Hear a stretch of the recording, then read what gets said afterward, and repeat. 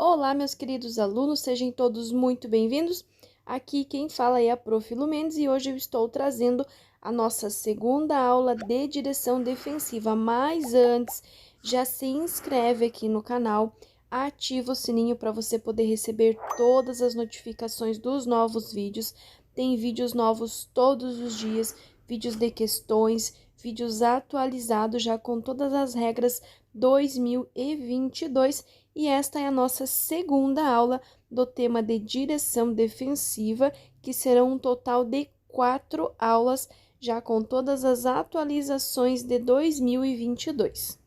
Só relembrando, pessoal, na aula anterior, nós demos início às condições adversas. Então, só reforçando, caso você não assistiu a primeira aula, volte e assista a primeira aula para você poder entender tudo bem corretamente. Então, na aula anterior, nós vimos sobre as condições adversas, que são o quê?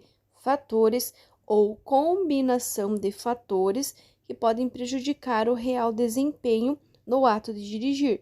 E eu pedi para vocês marcarem aí que são 8. Então, toda vez que falar sobre condições adversas, cair uma questão perguntando o que são condições adversas, lembre-se que a resposta precisa começar com fatores ou combinação de fatores.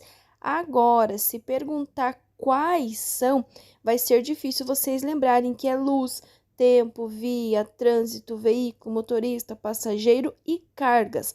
Mas, se vocês lembrarem que são 8, vocês irão contar a alternativa que tem 8 e vão marcar porque vai ser a resposta correta. Então, condições adversas são fatores ou combinação de fatores e serão sempre 8. Anotem aí, são 8 itens, são 8 as condições adversas, que são fatores ou combinação de fatores. Continuando na página 66, nós vamos ver as condições adversas de tempo.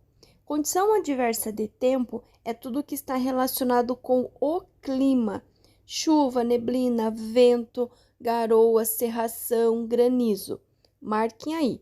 Condições adversas de tempo é o que está relacionado com o clima. Cuide para quando cair condição adversa de tempo, vocês não colocarem nem ofuscamento e nem penumbra. Ofuscamento e penumbra, nós marcamos na página 65, é condição adversa de luz ou de iluminação. Condições adversas de tempo, grifem aí. São condições atmosféricas, chuva, neblina, vento. Todos esses fenômenos reduzem muito a capacidade visual dos motoristas, tornando a pista escorregadia, o que pode levar o condutor a perder o controle da sua direção e causar derrapagens. Lembra que eu falei muito para vocês na aula anterior? Reduzir velocidade, usar luz baixa ou luz de posição. Qualquer condição adversa, chuva, neblina, vento, garoa, cerração, granizo, começou a ficar com sono, tá com fome, o carro começou a fazer um barulho estranho, reduz a velocidade. E sempre que possível e que necessário, usa luz baixa ou luz de posição. Não vai usar o farol apagado, não vai usar farol alto. Luz baixa ou de posição. E sempre reduzir velocidade. E aí ele vai dar ali embaixo, em caso de chuva, existem algumas recomendações que serão feitas caso vocês precisem dirigir durante a chuva. Primeiro, que eu já citei, reduzir a velocidade e manter uma distância de segurança maior do veículo da frente. Por quê? Se está chovendo, a pista está molhada, vai ficar escorregadia, o tempo de frenagem vai ser maior, inclusive o carro pode até derrapar, deslizar. Então, por esse fator, é muito importante aumentar a distância do veículo que segue à frente de vocês. Reduzir a velocidade e manter uma distância de segurança maior do veículo que está à sua frente. No item 2, se a visibilidade for prejudicada, mesmo se for dia, é obrigatório o condutor acionar os faróis baixos para tornar-se mais visível aos outros condutores de veículos no trânsito. Foi aquilo que eu citei. Então, na primeira bolinha cor-de-rosa ali, reduzir velocidade, e na segunda, usar luz baixa ou então luz de posição. Reduzir velocidade, manter ou aumentar a distância do veículo que está seguindo à sua frente e sempre utilizar luz baixa ou luz de posição. Evitar fazer ultrapassagens. A pista está escorregadia, a visibilidade está comprometida, então é melhor evitar realizar uma ultrapassagem, principalmente se for rodovia, principalmente se for caminhão, porque como as rodas do caminhão elas são maiores, elas acabam causando aquele vapor de água, aquela nuvem de água, de chuva, que dificulta ainda mais a visibilidade. Então, na dúvida, se for possível, evite ultrapassar. No caso de chuva de granizo, que a gente conhece popularmente como chuva de pedra, ou quando mesmo a chuva for muito intensa, aquela chuva forte, aquela chuva pesada, o melhor a fazer é parar o veículo em local seguro, como um posto de combustível, e aguardar. Essa questão cai com muita frequência. Ele começa lá falando, se a chuva for muito intensa, o que você vai fazer? O melhor é parar o veículo em um local seguro, como um posto de combustível, e aguardar. Atenção, pessoal, principalmente para os que já dirigem. Não para jamais na pista de rolamento, porque isso vai ocasionar um acidente. Não para no acostamento. Ah, professora, mas o acostamento não é justamente para isso, não é para essa situação. O acostamento é para uma situação de emergência onde as outras pessoas possam te ver. Ah, furou um pneu, teve qualquer problema mecânico, qualquer problema ali na parte do motor. Vai precisar fazer uma parada de emergência, tem visibilidade, é tempo bom, você pode fazer uma parada rápida no acostamento.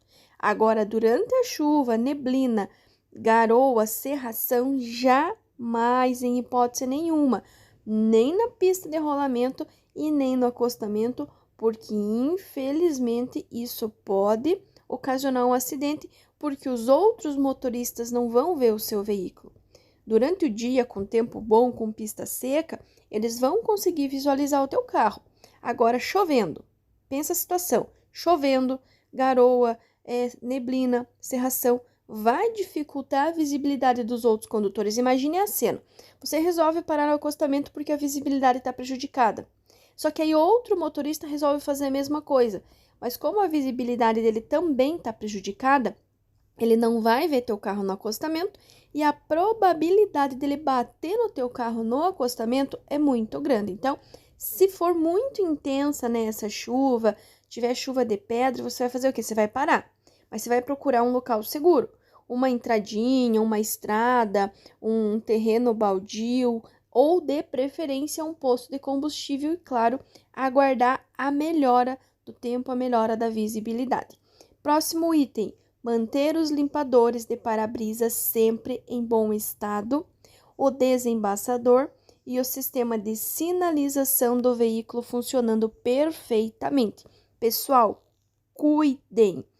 Limpador de para-brisa e aquela aguinha que vem de dentro do carro ali, que joga água no para-brisa, são itens obrigatórios no teu carro, tá? Então, se o teu limpador não tá limpando corretamente, infelizmente você pode ser multado por isso, porque ele vai dificultar a tua visibilidade.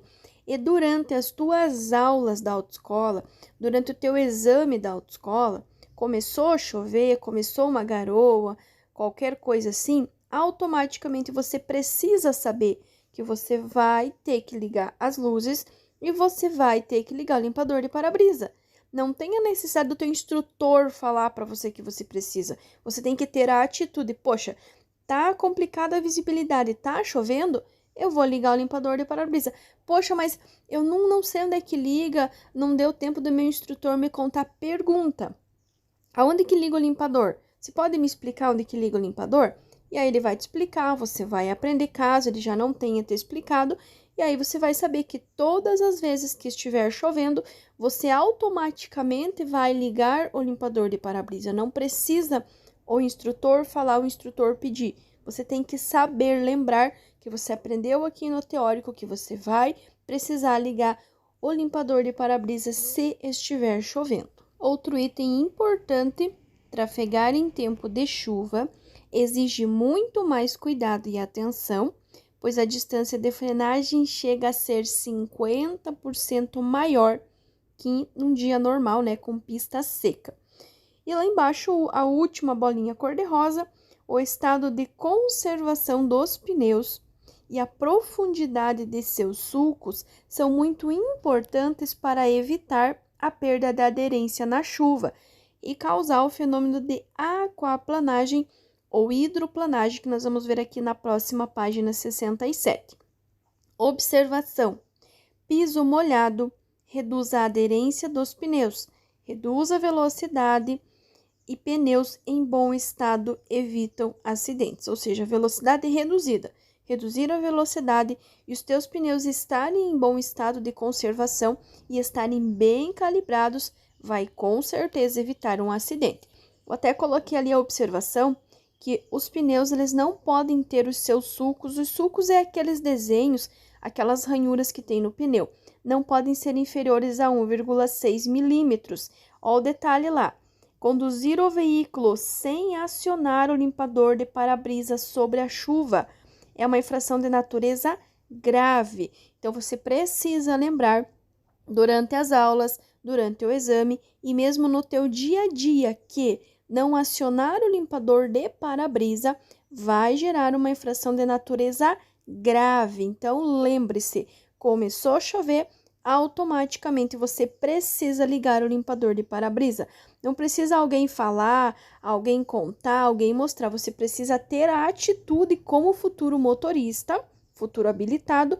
Começou a chover, liga o limpador de para-brisa. Seguindo para a página 67, nós vamos ver o fenômeno de aquaplanagem ou hidroplanagem, que é exatamente a mesma coisa. A aquaplanagem ou hidroplanagem é a perda de contato dos pneus com o solo devido à presença de uma camada de água no pavimento. Vou repetir, grifem aí. A aquaplanagem ou hidroplanagem é a perda de contato dos pneus com o solo devido à presença de uma camada de água no pavimento. Essa camada de água é uma camada pequena, uns 2, 3 dedos de água, tá? É pouca coisa. E aí, ele dá para vocês, esse fenômeno ocorre pela combinação dos seguintes fatores. Pessoal, cuidem porque assim, parece estranho o que eu vou falar, mas a aquaplanagem, ela não ocorre necessariamente pela presença de água. Por quê? Exemplo da questão da Cristina lá, digamos que eu, Prof. Lu, estou dirigindo um carro na velocidade correta, os pneus estão calibrados, estão lá com os desenhinhos, com as ranhuras todas ok. Eu vou passar por um ponto que tem água e não vai acontecer nada. Agora, na questão da Cristina, que vocês vão, pode ser que vocês vejam, que caia aí na prova para vocês, diz que Cristina dirigia em alta velocidade quando de repente o carro dela aquaplanou. Aquaplanou por quê? Porque ela estava dirigindo em alta velocidade e porque os sulcos dos pneus do carro dela estavam inferiores a 1,6 milímetros, ou seja, eram pneus carecas. Então, notem, não é a presença de água que vai fazer o teu carro aquaplanar. É a velocidade que você está, se ela for muito alta, e vai ser os sulcos dos pneus. Se os seus pneus estiverem em dia, tiverem com os sulcos acima de 1,6 milímetros, ele não vai aquaplanar, mesmo passando pela água. Agora, se o teu pneu tiver careca, infelizmente, quando você passar pela água, ele não vai escoar a água para as laterais, infelizmente, você vai aquaplanar. Então, ali ele dá exatamente os 3 itens, os 2 primeiros ali, que cai lá na questão da Cristina. Por que a Cristina aquaplanou? Porque ela estava com velocidade alta, porque tinha uma quantidade excessiva de água no pavimento e porque os pneus estavam com profundidades insuficientes dos seus sulcos. Por isso que ele aquaplanou. Então, grifem aí a combinação dos fatores que podem fazer com que teu carro entre numa aquaplanagem. Velocidade alta, quantidade excessiva de água sobre o pavimento e pneus com profundidade insuficientes dos sulcos, ou seja, pneus carecas. Marquem aí, 1,6 milímetros. Os pneus não podem ter os sulcos, as ranhuras, inferiores a 1,6 milímetros de profundidade e também pneus mal calibrados, com calibragem faltando ou com calibragem excessiva, também pode contribuir para isso. Aí só cuidem pelo seguinte, existem dois fenômenos que vão envolver água. Primeiro é a aquaplanagem, que é uma pequena camada de água no pavimento. O que você vai fazer numa aquaplanagem? Você vai eliminar a pressão do pedal do acelerador, fazendo um leve movimento na direção, até sentir que retomou a aderência novamente. Vou repetir, se você se deparar com uma aquaplanagem, ou se cair essa questão na prova, você vai eliminar a pressão do pedal do acelerador, fazendo um pequeno movimento na direção até tomar a aderência novamente. Só que aí tem um fenômeno chamado alagamento. O alagamento é pelo menos 1/2 metro de água. Só que os dois têm água, certo? Só que são condutas completamente diferentes. Por quê? Na aquaplanagem, você vai eliminar a pressão do acelerador, certo? Já no alagamento, não. Se você precisar, claro que você vai evitar de passar por um ponto de alagamento. Mas, se você precisar, se tiver essa necessidade por qualquer motivo que seja, você vai fazer o quê? No alagamento, você vai engatar a primeira marcha, manter o carro acelerado para não entrar água pelo escapamento e acabar o motor morrendo, certo? Então, vai engatar a primeira marcha, manter o veículo acelerado e regular a velocidade com a embreagem. Nossa, professora, como isso? É simples. Se teu carro está acelerado e você está com o pedal no fundo da embreagem, teu carro não vai mexer. Mas, à medida que você for liberando, você for subindo o pé do pedal da embreagem, for subindo a embreagem, for soltando a embreagem, teu carro vai começar a andar. Quanto mais embreagem você soltar, mais rápido ele vai andar. Então, vou só repetir. No fenômeno de alagamento, que é pelo menos 1/2 metro de água, você vai engatar a primeira marcha, que é a marcha mais pesada, vai manter o teu carro acelerado e regular a velocidade com a embreagem. Vou repetir lá então. Aquaplanagem, você vai eliminar a pressão do pedal do acelerador, fazendo um leve movimento na direção até retomar novamente a aderência. Alagamento, você vai engatar a primeira marcha, manter o carro acelerado e regular a velocidade usando a embreagem. Ele destaca ainda aquele ponto que eu já falei para vocês anteriormente, em dias de chuva, reduza a velocidade. E aí eu acrescentei, peço para vocês escreverem aí, luz baixa ou deposição. Em dias de chuva, reduz a velocidade, luz baixa ou deposição. Rode com pneus novos ou em bom estado de conservação. Rode com pneus bem calibrados e pneus que tenham condições de escoar água, ou seja, pneus que estejam acima do 1,6 milímetros de profundidade. E daí, para finalizar, ele diz bem ali em cima, para uma maior segurança, aumente a distância entre o seu veículo e o da frente. E, ocorrendo a aquaplanagem, o condutor deve segurar firme a direção, desacelerar o veículo e nunca frear bruscamente, pois o carro pode se desgovernar. Ou, como eu falei para vocês, né, que é exatamente a resposta que cai lá na prova teórica do Detran. Eliminar a pressão do pedal do acelerador, fazendo um leve movimento na direção até sentir que retomou novamente a aderência. Na sequência, ele vai mostrar para nós com relação à neblina ou cerração. Importantíssimo! Jamais farol alto, jamais. Falou em neblina, falou em cerração, não utilizem farol alto jamais, porque isso vai aumentar ainda mais o risco de vocês ocasionarem um acidente, porque vai dificultar bastante a visão. Recomendações: mesmo durante o dia, mantenha a luz baixa acesa e também o farol de neblina, caso exista no veículo, que é aquele farolzinho que vai abaixo do farol normal. Alguns conhecem como CBE, entre outros nomes. Não usar o farol alto, pois ele dificulta a visibilidade nessas situações. Farol alto jamais, ou luz baixa, ou luz de posição, jamais farol alto e jamais farol apagado.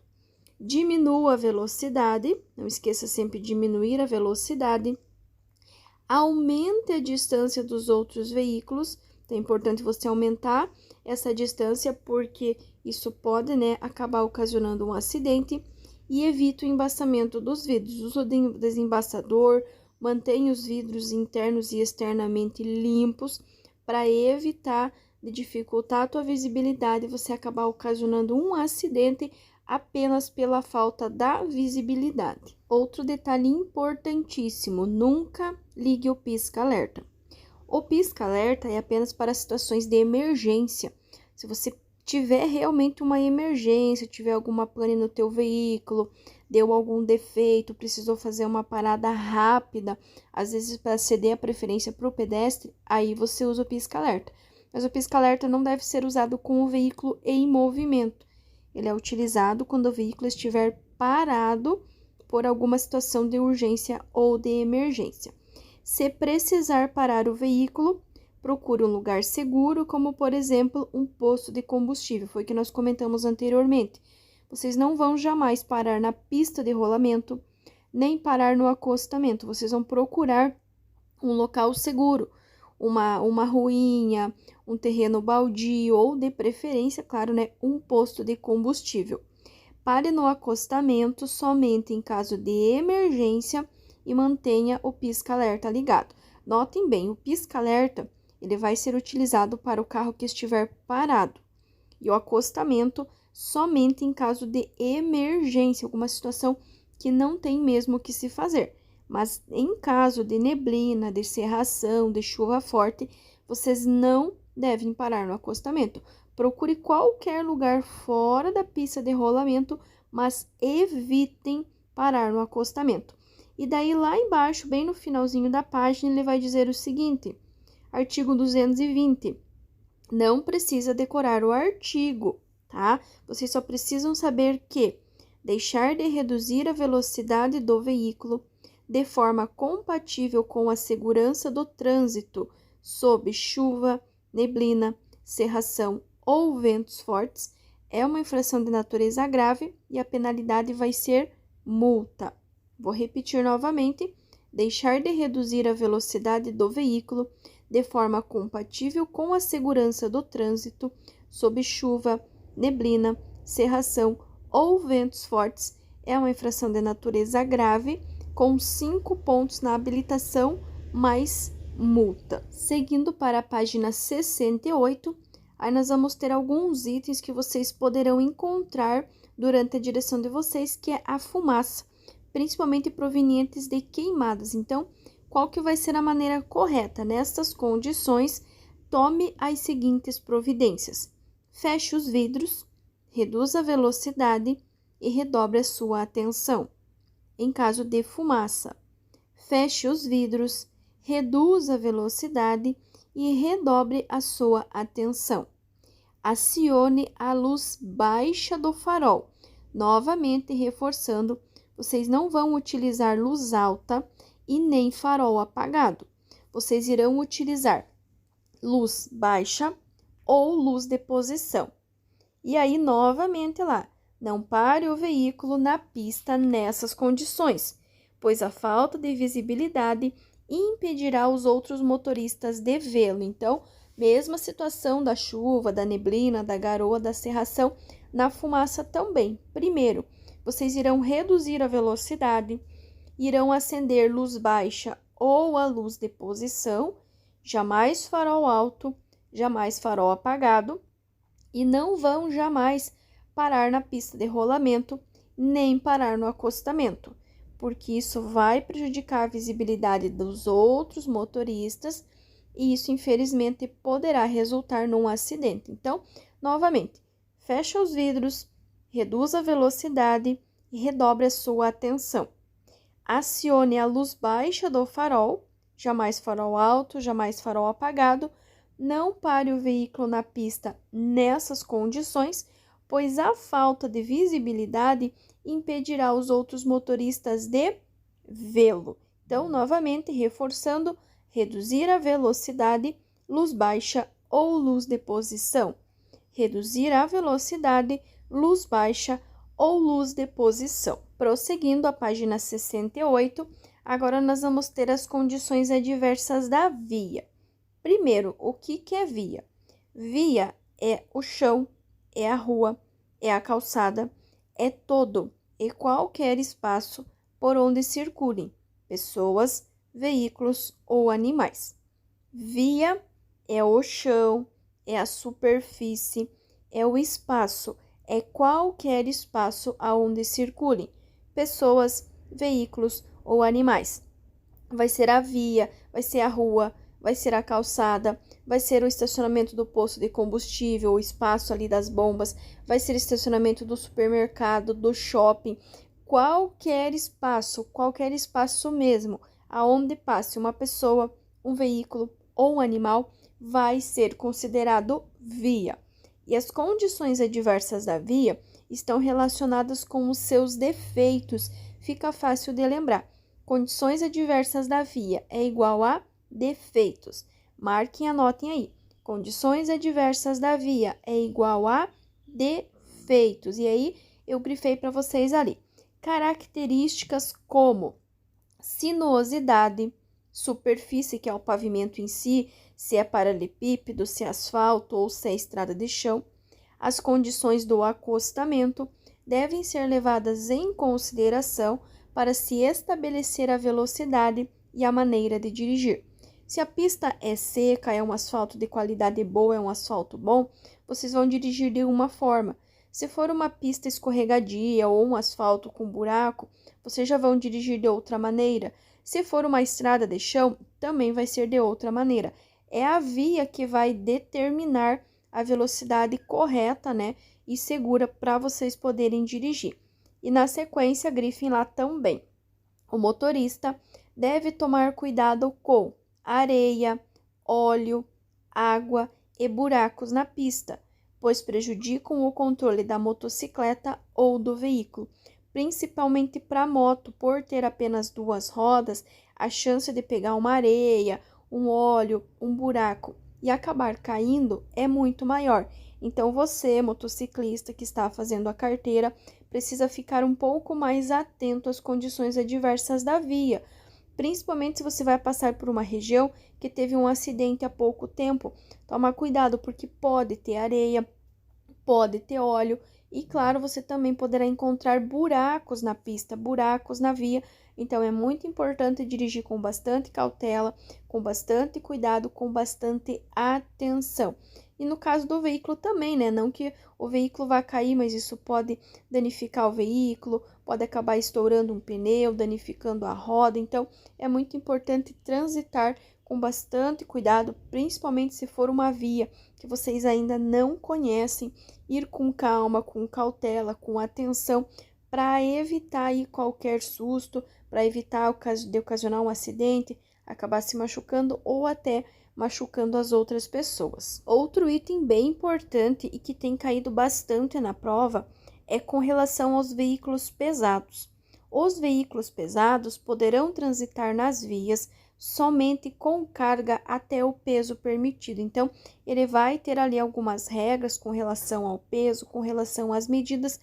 E para os veículos pesados poderem transitar da forma correta, eles precisam estar transitando dentro dos pesos estabelecidos e dentro das medidas estabelecidas, senão, infelizmente, vai gerar uma multa, vai gerar uma infração e vai gerar a retenção para regularização. São muitas as condições adversas das vias de trânsito. Listamos algumas para que você tenha a ideia dos problemas que poderá enfrentar. Então, qualquer um desses itens que cair para vocês são condições adversas de via. Condições adversas de via são os defeitos, é tudo que está relacionado com o chão mesmo, com o chão, com a rodovia, com a calçada, com a rua da casa de vocês, todo e qualquer espaço, com a superfície. Condição adversa da via é tudo que tiver de errado com a superfície. Por exemplo, o primeiro lá, acostamentos inexistentes em mau estado ou com excesso de vegetação, curvas perigosas, aclives ou declives acentuados, lembrando que em aclives e declives acentuados é proibida a ultrapassagem, largura da pista em tamanho menor ao ideal, desvios nas vias em obras, desvios cai bastante, tá, pessoal? Tipo de pavimento também cai bastante, dê uma grifadinha além aí, desnível, depressão ou lombada, sinalização de trânsito ausente ou deficiente, vias mal conservadas com irregularidades e buracos. São apenas alguns exemplos das condições adversas de via. Poderia ser pista escorregadia, poderia ser falta de pavimento, entre muitos outros. Eu vou ler novamente para vocês aí. Acostamentos inexistentes, em mau estado ou com excesso de vegetação, curvas perigosas, aclives ou declives acentuados, largura da pista em tamanho menor ao ideal, desvios nas vias em obras, tipo de pavimento, desnível, depressão ou lombada, sinalização de trânsito ausente ou deficiente e via mal conservada ou vias mal conservadas com irregularidades e buracos. Então, todas essas são condições adversas da via. É tudo que está relacionado com o chão, com o piso, todos os defeitos relacionados com o piso, com o chão, com a via. Na página 69, próxima página, página 69, nós vamos ter a ciclovia ou ciclofaixa. Primeiro, professora, qual que é a diferença? Não é a mesma coisa? Não, não é. Ali eu vou pedir para vocês grifarem a definição de cada uma. Ciclovia é uma parte da pista de rolamento destinada à circulação exclusiva de bicicletas, delimitada por sinalização específica. É exatamente o que vocês estão vendo ali na figura. A ciclovia é um compartilhamento, ou seja, tem uma pista de carro e ao lado tem um espaço, normalmente sinalizado específico, para o pedestre e para o ciclista. Só que ela é junto com a pista de rolamento. Já a ciclovia, ela é uma pista própria, ela é isolada da via, isolada do espaço dos veículos. Então, a ciclovia é uma pista própria, destinada à circulação de bicicletas, separada fisicamente do tráfego comum, ou seja, é uma pista exclusiva onde só vai trafegar as bicicletas. Tanto é que transitar com o teu veículo em ciclovia ou mesmo em ciclofaixa é uma infração de natureza gravíssima. Presta bem atenção, porque isso cai com bastante frequência. Transitar com o veículo em ciclovia ou ciclofaixa é uma infração de natureza gravíssima. Continuando, quando não houver local apropriado, a circulação de ciclistas deve ser realizada no bordo. Vocês vão ter um direito aí, mas vocês podem riscar, tirar ele fora do campo visual de vocês para não atrapalhar caso caia essa questão. Então, ela vai ficar assim, esse parágrafo, o terceiro parágrafo, grifem aí. Quando não houver local apropriado, a circulação de ciclistas deve ser realizada no bordo da pista, no mesmo sentido dos veículos.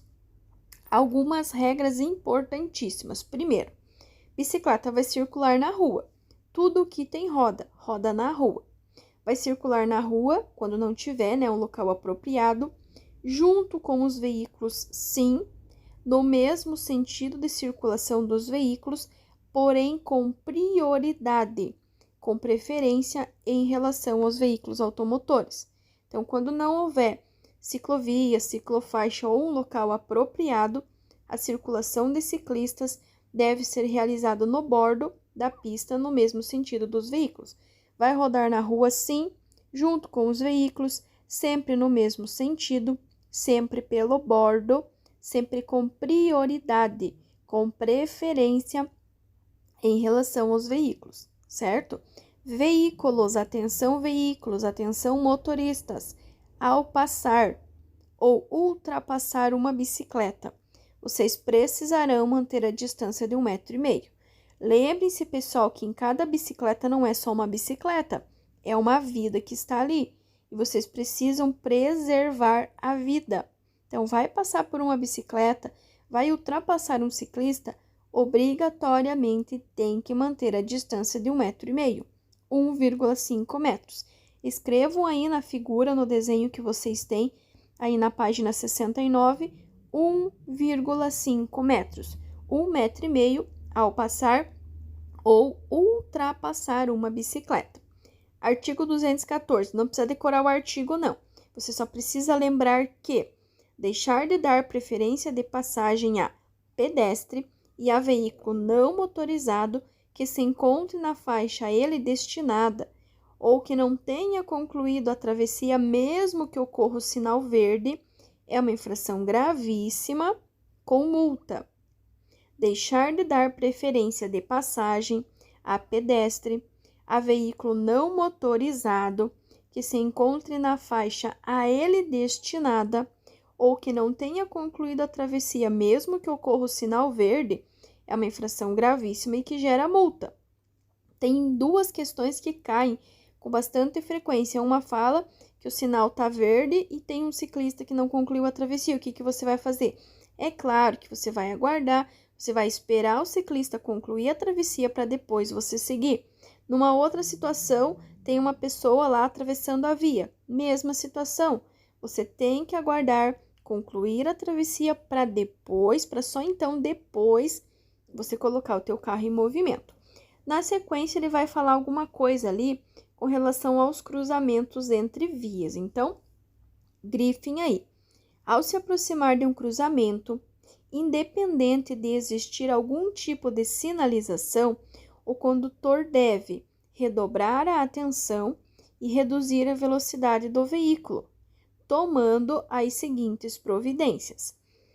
Primeiro item ali, se houver a placa pare no seu sentido de direção, você deve parar, observar se é possível atravessar e somente então movimentar o veículo.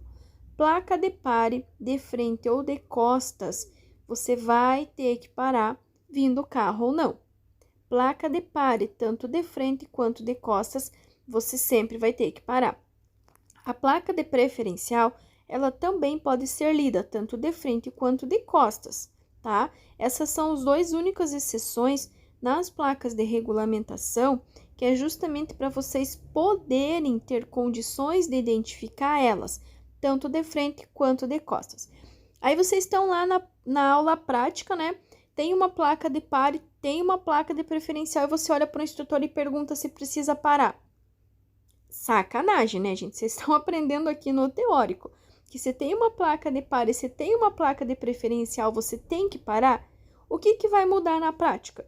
Como eu sempre falo, a base da prática está aqui na teórica, não são isolados. Tudo que vocês estão aprendendo aqui na teoria, vocês vão colocar em prática na hora das aulas de direção e na hora do exame. Então, se você chegou numa preferencial, você está vendo que tem uma placa de pare ou uma placa de preferencial de frente ou de costas, vocês sabem que tem que parar. Vocês têm a obrigação de saber que tem que parar, porque eu ensinei vocês aqui no teórico que vocês têm que parar. Então, você não tem que olhar para o instrutor e perguntar, tem que parar? É óbvio que tem que parar. Se tem uma placa de pare, se tem uma placa de preferencial, você vai ter que parar. Você aprendeu isso em legislação, você está aprendendo isso em direção defensiva, então não precisa perguntar para o instrutor, tem que parar. Você tem o dever, a obrigação de saber que tem que parar. Você já fez o teórico, você já aprendeu a teoria, agora você está colocando em prática. Então, placa de pare, placa de preferencial de frente ou de costas, claro que você vai ter que parar. Segundo item, se não houver sinalização, A preferência de passagem é do veículo que se aproxima do cruzamento pela direita. Nossa, professora, que confuso, não é?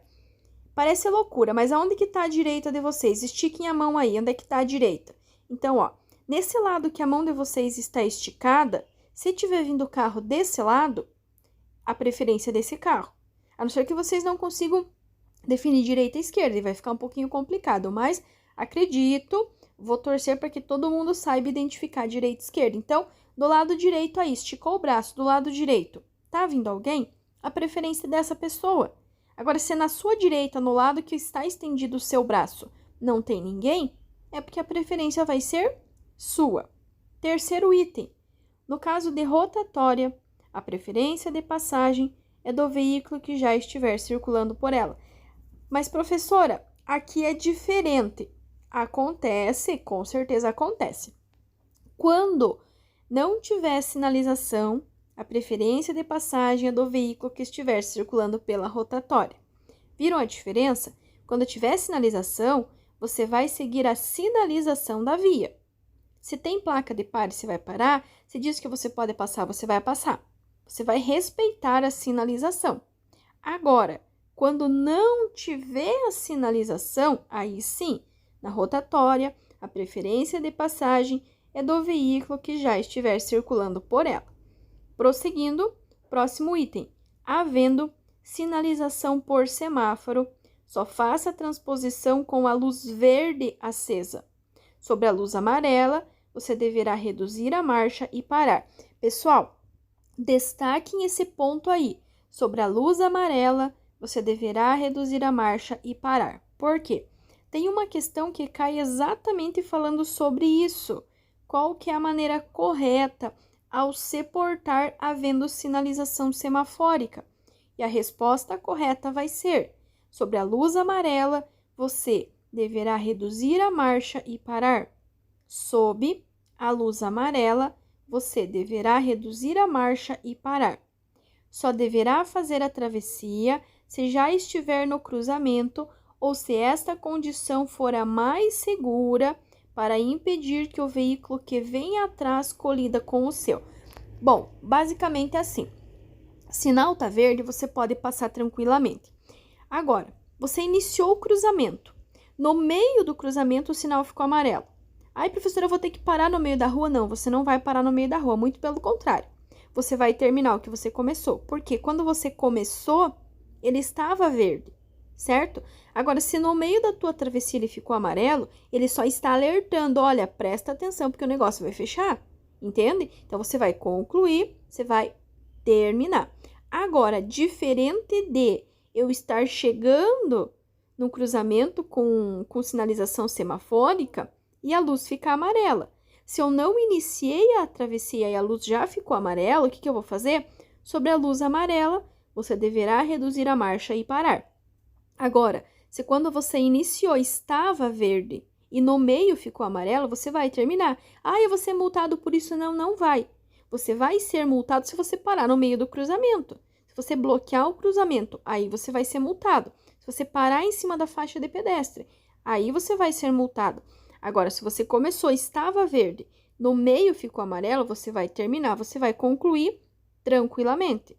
Agora, se você chegou no cruzamento e ele ficou amarelo antes de você iniciar, aí você vai seguir a regra ali, ó.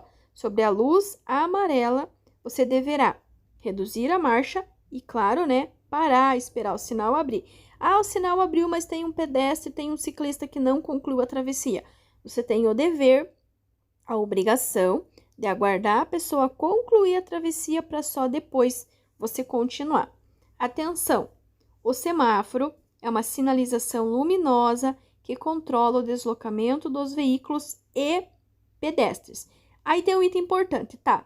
Cheguei lá no sinaleiro, no semáforo, e tem um agente de trânsito lá no semáforo. E agora?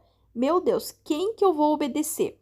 O sinaleiro ou o agente de trânsito? É claro que vai ser o agente de trânsito. Por quê?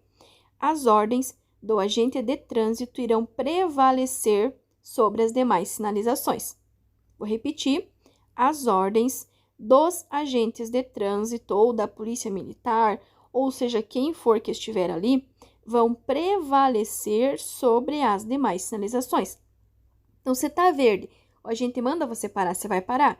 Tá vermelho, mas o agente manda você avançar, você vai avançar. Você irá respeitar as ordens do agente de trânsito, pois as ordens do agente de trânsito, elas prevalecem sobre as demais sinalizações. Prosseguindo, ele vai dar para nós ali 2 artigos. Não precisa decorar que o artigo 208 é o que está escrito ali, porque você precisa saber. Não é decorar, é saber mesmo e aprender mesmo, porque você vai usar no teu dia a dia. Avançar o sinal vermelho do semáforo ou de parada obrigatória. Sabe aquela plaquinha de parada obrigatória? Sabe o sinal vermelho do semáforo? Se você avançar, é uma infração gravíssima com 7 pontos.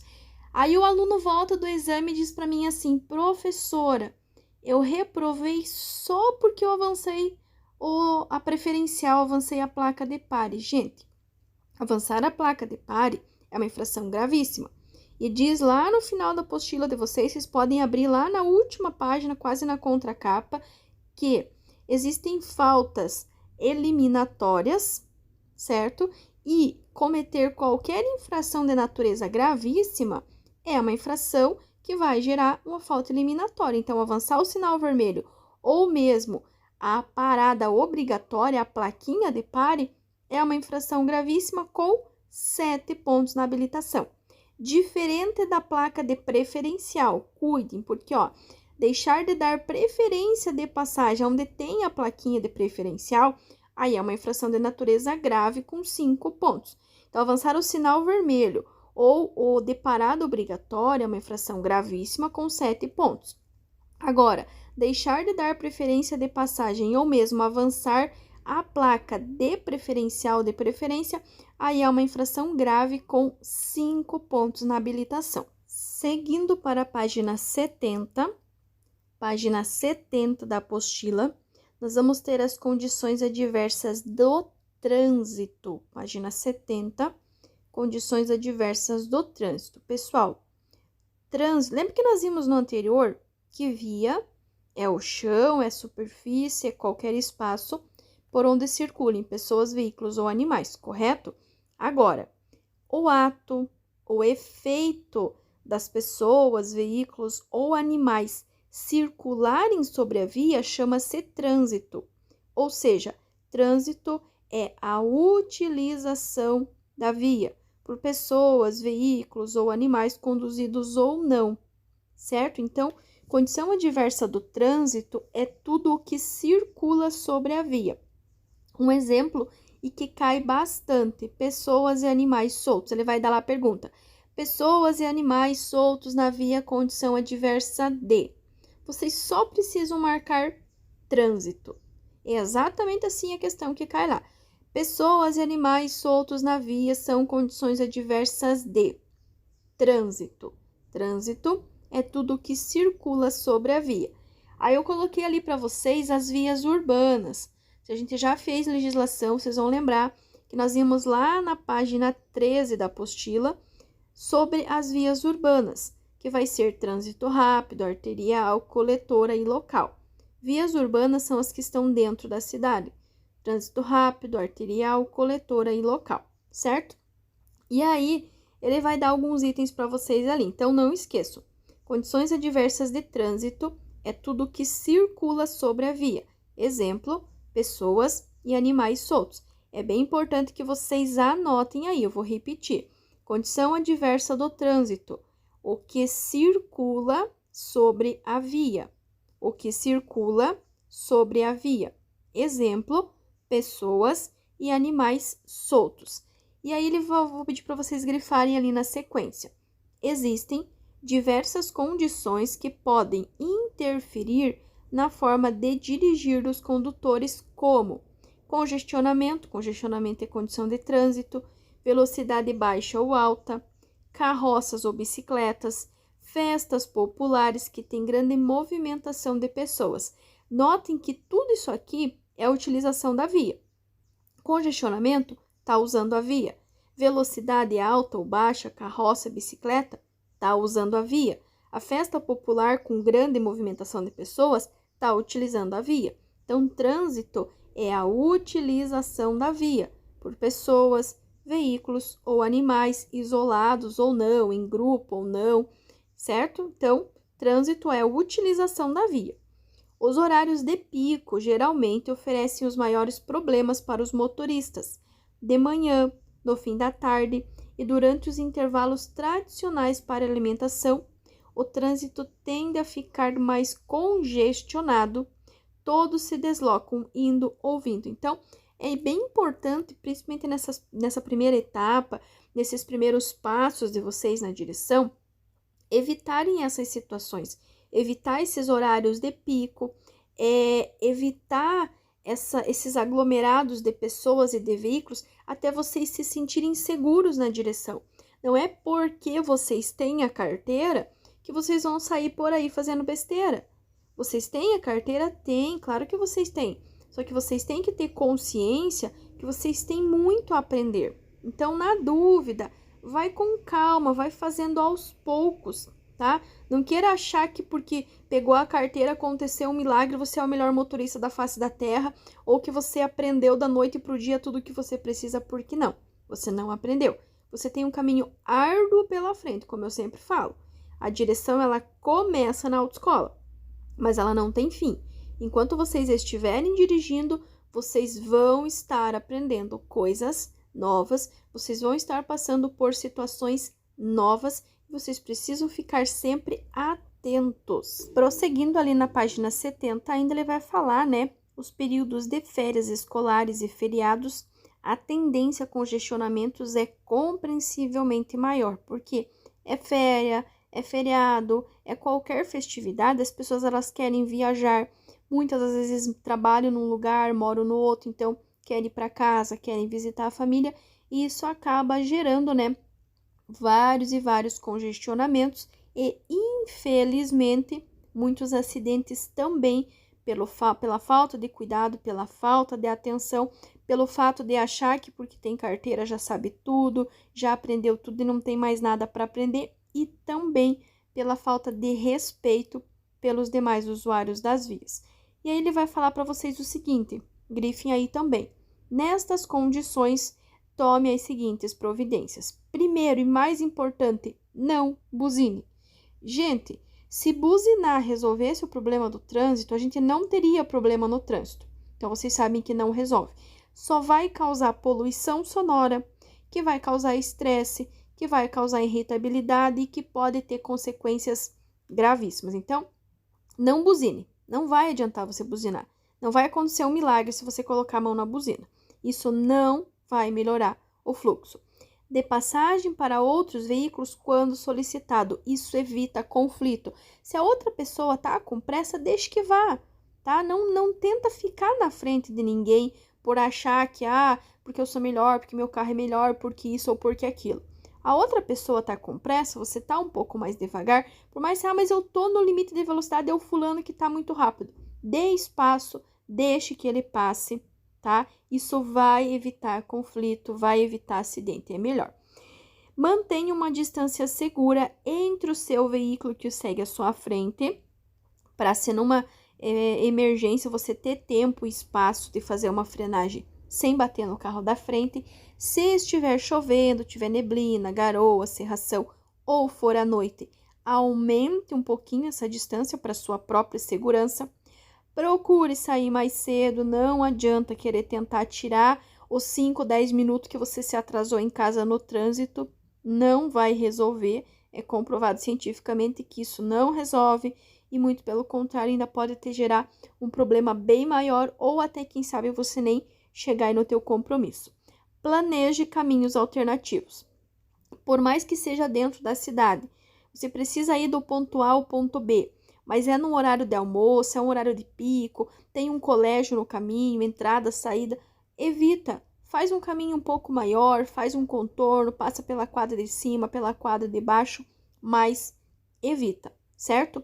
Use e abuse do quê? Da cortesia. Gente, não invertam as coisas, não é use e abuse da buzina, é use e abuse da cortesia. Use a buzina moderadamente. Use e abuse da cortesia. Seja cortês, seja cordial, seja gentil, seja educado. Ah, professora, mas a outra pessoa foi o mal educado, mas isso é um problema dela. Ela é mal educada. Não seja você, não queira você se rebaixar ao nível dela a ponto de ser mal educado também. Não, muito pelo contrário. Mostre para ela o quão educado você é, o quão gentil, o quão cortês. Por quê?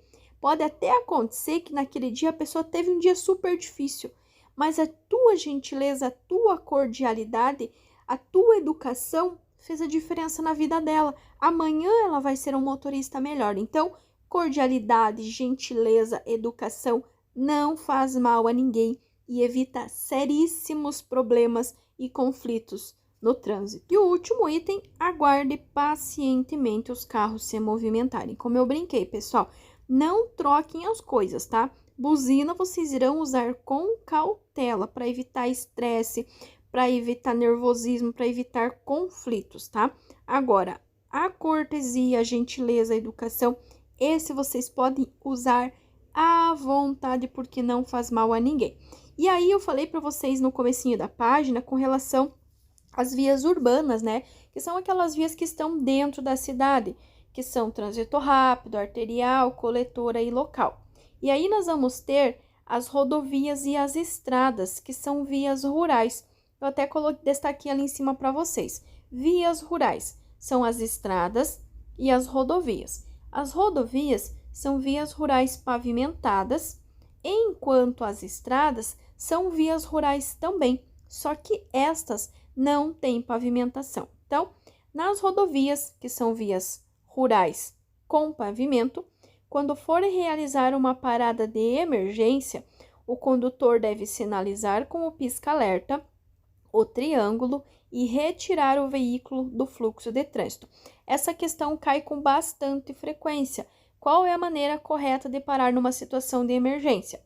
O condutor deve sinalizar com o pisca-alerta, o triângulo e retirar o veículo do fluxo de trânsito. Lembrando, não para na via, na via, né, na pista de rolamento. Evita parar no acostamento, se for possível, tira o teu veículo fora do acostamento. E nas estradas, né, que são vias rurais não pavimentadas, verifique as condições do seu veículo, abasteça-o de combustível suficiente para o percurso, tendo em vista que dificilmente você encontrará postos de serviço ou postos de apoio em estradas. Estrada de chão é bem pouco provável que vocês vão encontrar um posto de combustível. Então, coloca o combustível na quantidade certa, coloca um pouquinho mais, porque pode ser que você tenha algum contratempo, você erre o caminho, para evitar de você ficar sem combustível e ter um problema bem maior. Então, sempre mantenha o teu carro, a tua moto, o teu veículo abastecido para evitar problemas. Ok, pessoal, finalizamos por aqui a nossa segunda aula de direção defensiva. Lembrando que é um total de 4 aulas, então a gente abordou vários temas muito importantes nessa aula de hoje, principalmente com relação às condições adversas, a aquaplanagem, hidroplanagem, com relação à ciclovia, com relação à ciclofaixa, com relação à diferença entre trânsito e via, que trânsito é a utilização da via e que via é o chão, é a superfície por onde transitam veículos, pessoas ou animais. Na nossa terceira aula, nós vamos finalizar as condições adversas, então nós iremos ver as condições adversas do veículo, iremos ver um item muito importante que são as condições adversas do motorista, do condutor, também vamos ver as condições adversas dos passageiros, alguns itens relacionados à parte de carga, vamos ver com relação a colisões nos cruzamentos com os outros veículos, o cuidado que nós devemos ter com os pedestres e as infrações que poderão resultar da falta de cuidado com os pedestres, entre muitos outros assuntos. Então, acompanha, não perca a próxima aula, a terceira aula da série de direção defensiva, que são 4 aulas, todas atualizadas já com as novas regras de 2022. O meu muito obrigado de coração a todos vocês que assistiram este vídeo até aqui. Reforço, se você não é inscrito, se inscreva no canal Ativa o sininho, deixa o like, comenta aí da onde que vocês estão vendo esses vídeos, porque com certeza vai ser muito importante. Muito obrigada de coração a todos, desejo muito sucesso, muitas bênçãos a todos vocês e até a nossa próxima terceira aula, que eu vou deixar aqui em cima o link para vocês não perderem a sequência aí da terceira aula de direção defensiva, que será um total de 4 aulas bem detalhadas e bem comentadas para vocês. Muito obrigado, sucesso, bênçãos a vocês e até a nossa próxima terceira aula de direção defensiva.